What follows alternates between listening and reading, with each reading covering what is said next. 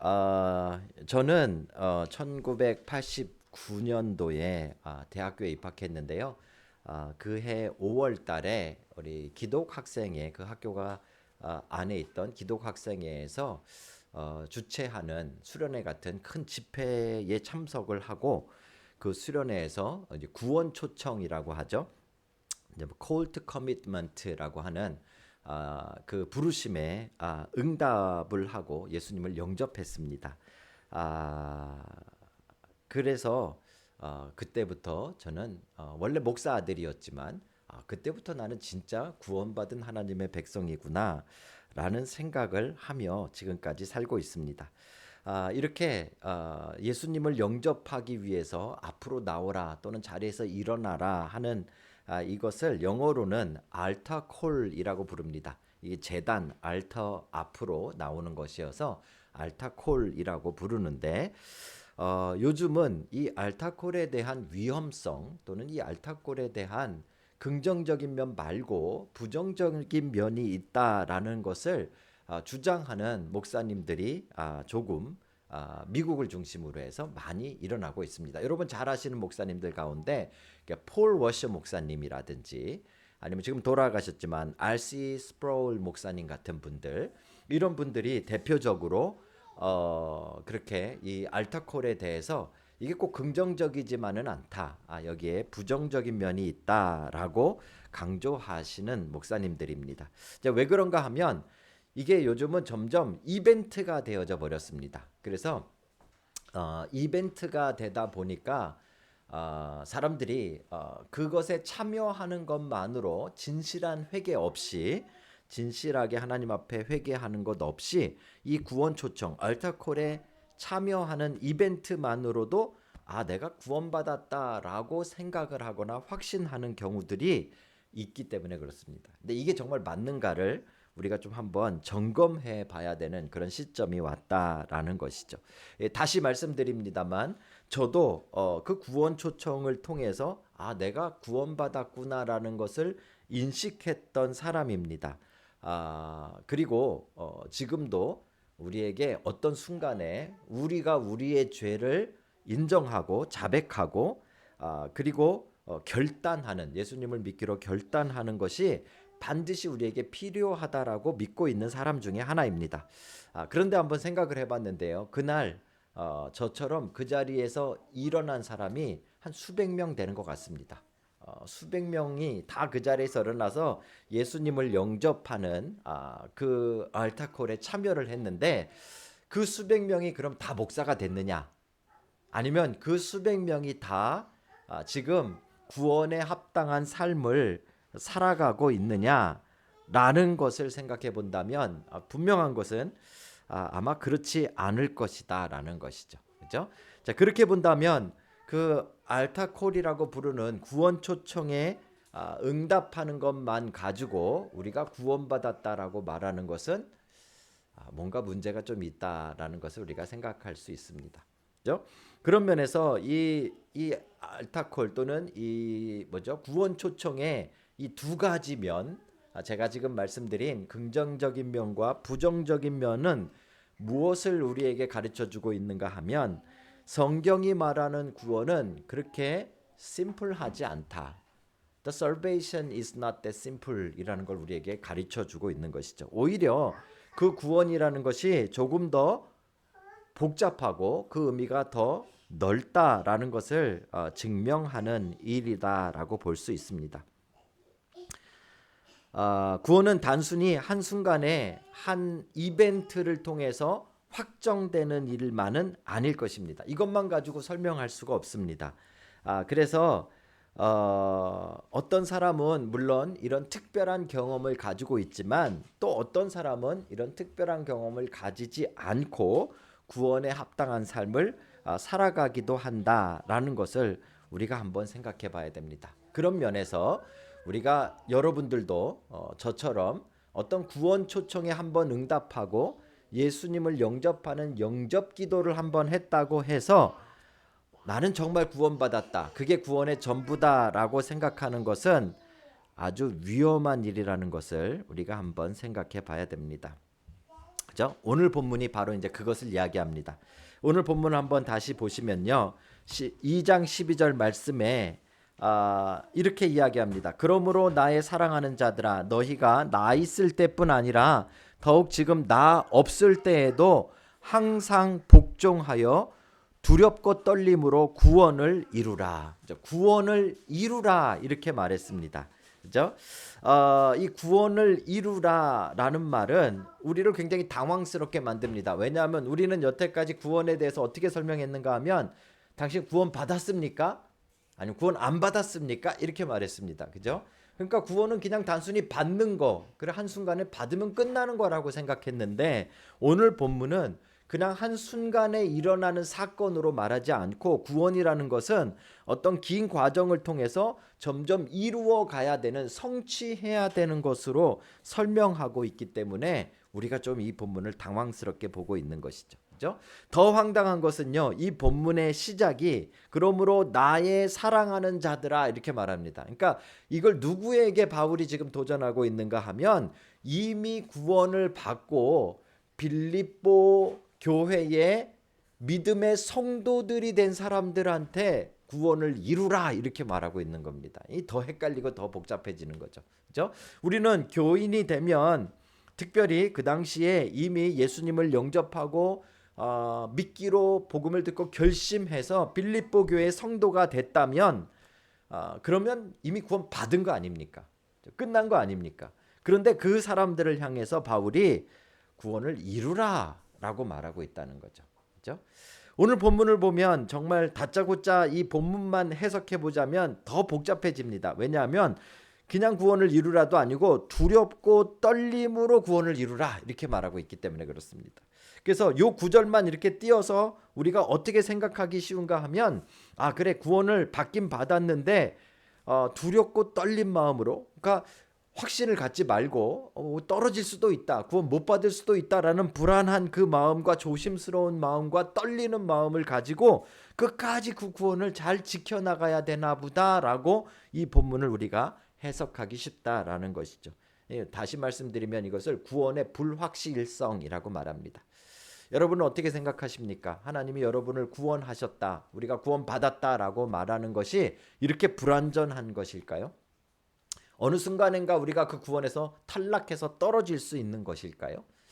우리는 왜 이 본문을 이렇게 걱정스럽게 해석해야만 하는가 하면 우리가 가지고 있는 아주 기본적인 오해 때문에 그렇습니다. 늘 저희 교회에서 강조하는 오해죠. 그게 천국에 관한 오해입니다. 성경은 하나님의 나라라는 단어로 사용하고 있지만 우리 한글 성경에는 주로 천국이라는 단어를 사용합니다. 그러다 보니까 우리는 이 구원받았다라는 말을 어떻게 이해하는가 하면 죽어서 천국에 가는가, 죽어서 천당에 가는가 라는 말로 이해합니다. 그래서 우리가 보통 당신은 구원받았습니까? 라고 물어보면 그 의미는 당신은 죽어서 천국 갈 겁니까? 이런 의미로 우리가 받아들인다는 것이죠. 그렇죠?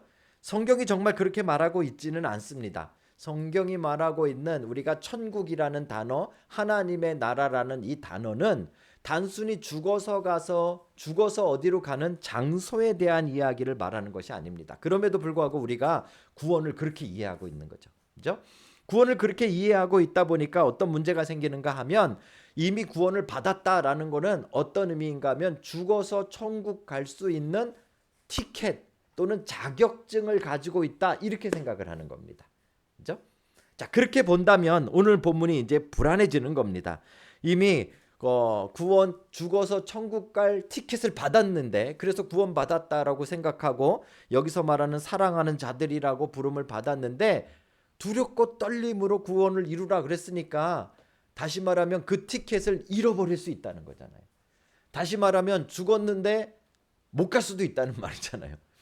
다시 말하면 이 우리가 가진 티켓이 무효가 되거나 취소가 될 수도 있다라는 그런 생각으로 이 본문을 우리가 보게 되는 것이죠. 그게 구원의 불완전성 또는 불확실성이라고 보는 것입니다. 정말 오늘 본문이 그런 것을 말하고 있을까요? 아까 말씀드렸듯이 우리가 하나님 나라에 대해서 오해를 가지고 이 본문을 보니까 우리는 자꾸 그렇게 생각하는 겁니다. 그런데 오늘 12절을 우리는 어떻게 봐야 하는가? 제대로 해석하려면요. 오늘 12절에 맨 처음에 시작하고 있는 그러므로라는 단어를 집중해야 됩니다.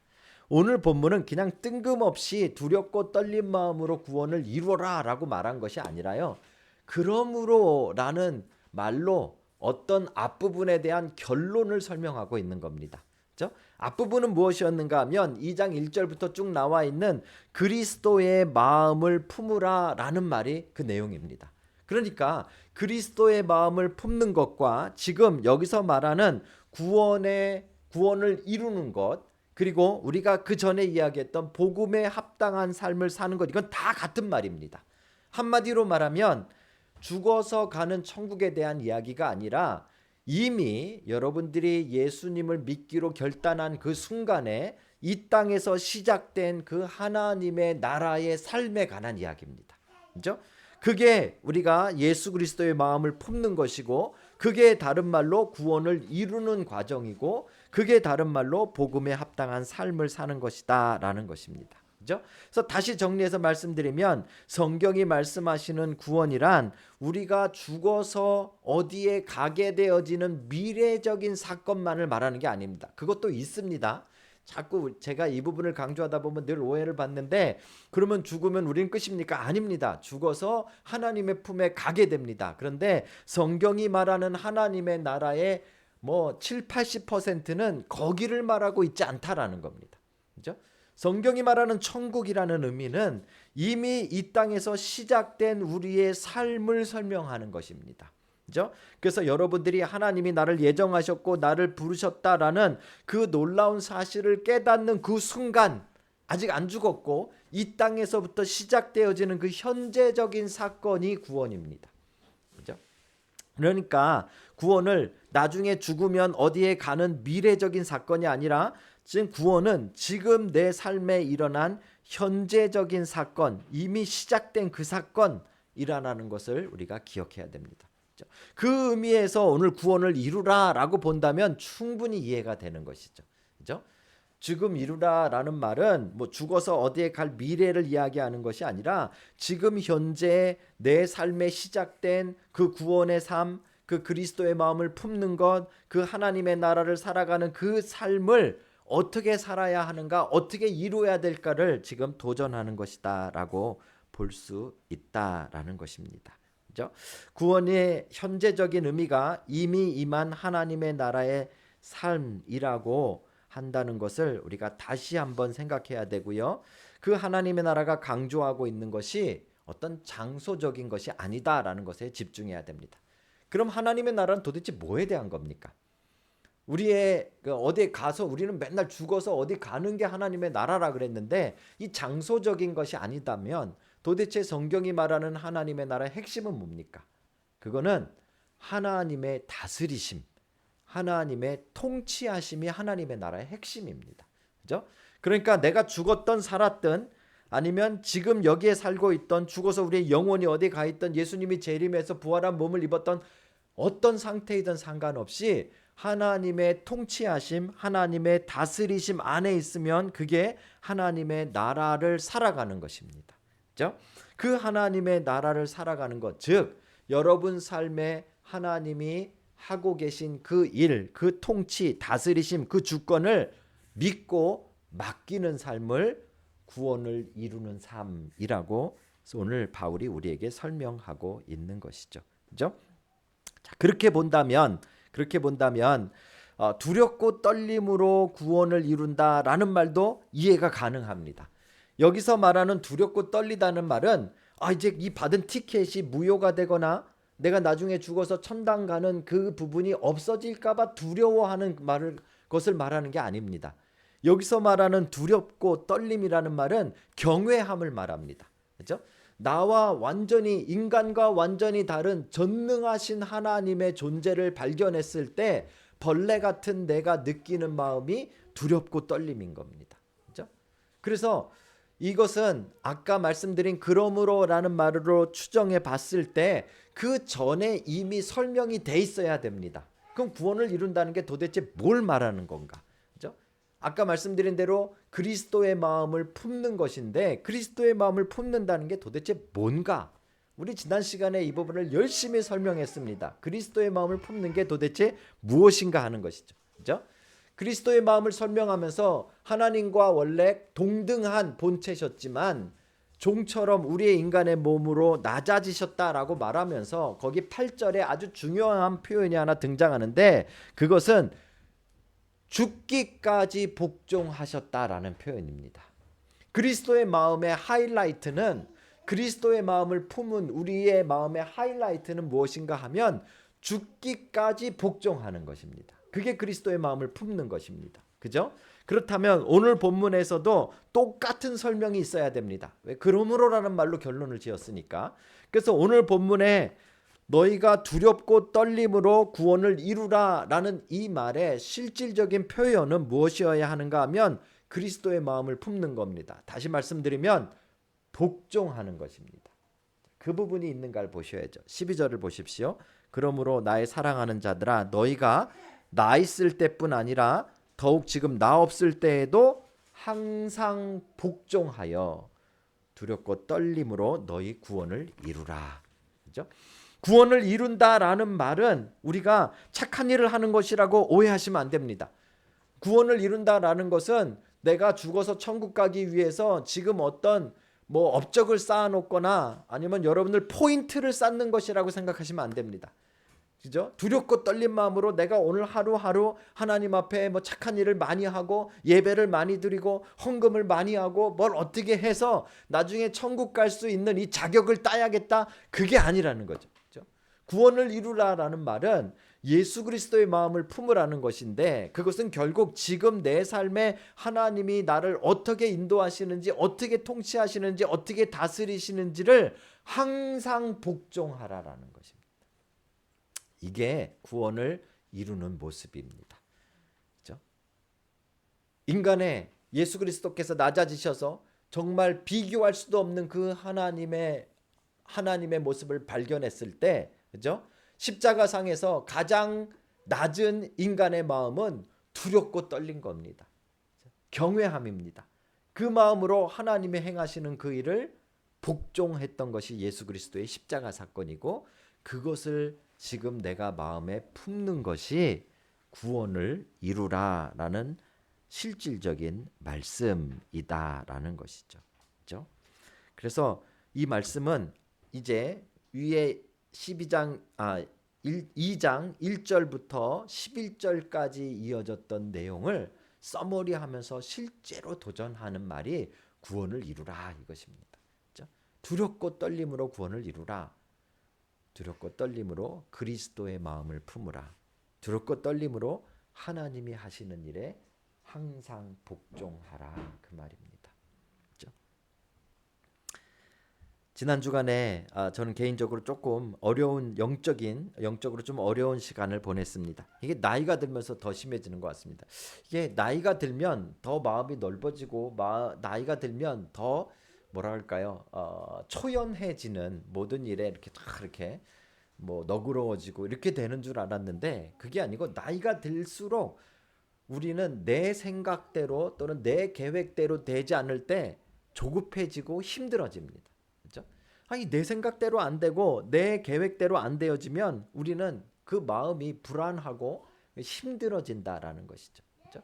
저만 그런 게 아니라 여러분들도 아마 앞으로 더 그렇게 되실 것이고 이미 연세가 저보다 더 많으신 분들은 아마 더 경험하고 계실 것입니다. 그렇죠?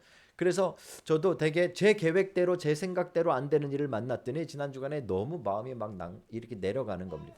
어느 상태까지 내려가는가 하면 이게 지옥인가 하는 생각까지. 이게 무슨 말인가 하냐면요. 우리는 분명히 이미 임한 하나님의 나라 즉 천국을 살아야 되잖아요. 기쁨과 감사가 우리의 삶에 가득해야 되는데 우리의 마음이 한번 흔들리고 나면 이게 천국이 아니라 지옥 같은 이미 임한 지옥을 살아가는 그런 마음 상태가 되기도 한다라는 것이죠. 제가 이 말씀을 드리는 이유는 목사가 되어서 입으로 하나님의 나라를 선포하고 있으면서도 제 마음이 진짜 구원을 이루는 하나님의 나라를 살아가는 그 일이 힘들다 하는 걸 여러분들에게 말씀드리는 겁니다. 목사도 이렇게 힘들고요. 성도도 힘들고요. 우리는 이 땅을 살아가는데 하나님의 나라를 누리는 것 자체가 너무 힘들다라는 사실을 우리는 기억해야 됩니다. 그죠? 왜냐하면 이 천국이라는 것이, 구원이라는 것이 죽어서 어떻게 이루어질 미래적인 사건이 아니라 지금 현재, 지금 상황에서 여러분 삶에 여러분의 계획과 여러분의 고집과 여러분의 뜻이 성취되는 것이 아니고, 그죠? 우리가 그 높은 마음에서부터 우리의 것을 다 내려놓고 예수 그리스도의 마음, 하나님 앞에 십자가에 죽기까지 복종했던 그 마음을 품는 것이 구원을 이루는 것이고 하나님의 나라를 살아가는 것이고 복음에 합당한 삶을 사는 것이다 라면 그렇죠? 이게 우리에게 얼마나 힘든 일이고 얼마나 어려운 일인가를 우리는 다시금 생각해 봐야 됩니다. 사랑하는 성도 여러분, 하지만 그것이 하나님의 나라의 아주 중요한, 가장 중요한 포인트입니다. 하나님의 나라, 천국, 구원 받았다라는 것은 지금 여러분 마음대로 살다가 나중에 죽어서 정말 남들이 꿈꿔보지도 못한 정말 좋은 장소에 가서 아주 그냥 뭐 원 없이 살아가는, 그것이 구원이 아니고, 구원은 지금 이 땅에서 이미 예수 그리스도의 마음을 품고, 그죠? 누가 보든지 바울이 나 있을 때나 나 없을 때나 상관없이 항상 하나님 앞에 복종하는 낮아진 그리스도의 마음을 계속해서 품으며 살아가는 것이다 라는 것이죠. 그런 면에서 본다면 이 도전은 현재성이고요. 이 도전은 ING입니다. 왜 이렇게 말씀드리는가 하면, 여러분 10년 전, 20년 전에 어떤 수련회나 집회에 가서 한번 그 알타콜에 우리가 뭐 참여하고 예수님을 영접하기로 하는 기도 한번 했다고 여러분들이 구원받았다, 여러분들의 구원이 끝났다라고 생각하면 안 된다라는 것입니다. 오늘 도전은 그게 아니다라는 걸 설명하고 있습니다. 이미 구원이 시작됐지만 여러분과 제 삶에서 계속해서 날마다 반복해야 하는 일입니다. 그죠? 구원을 이루라라는 표현이 바로 그 부분입니다. 사랑하는 성도 여러분, 이것은 현재적이고 실질적인 일입니다. 지난주에 실패하셨다면 이번 주에 다시 도전하십시오. 어저께 실패하셨다면 오늘 다시 해야 되는 일입니다. 그렇죠? 이것을 넘어서지 못하고는 우리는 구원받은 하나님의 백성의 삶을 살아내지 못하는 것입니다. 오늘 내 고집과 내 계획이 내려지고 이해할 수 없는 하나님의 계획을 내가 복종하는 것. 이거 내 계획이 아닌데, 내가 생각한 대로가 아닌데, 내가 원하는 게 아닌데 라는 그 상황 속에서 이게 정말 하나님이 인도하시는 것이라면 그것을 내가 아멘으로 받아들일 수 있는 것, 그게 구원을 이루는 삶이고 복음에 합당한 삶을 살아가는 것입니다. 사랑하는 성도 여러분, 이 도전을 통해서 여러분과 제 안에 진짜 하나님의 나라의 변화가 일어나기를 주님의 이름으로 축복합니다. 우리의 미래를 책임지시는 분은 하나님이십니다. 우리가 다음 주에 이 부분도 나눌 텐데, 하나님의 계획과 하나님의 방법은 지금 여러분의 생각과 비교할 수 없는 큰 것이라고 성경은 계속해서 이야기합니다. 그 말은 거기에 순종하라는 것입니다. 거기에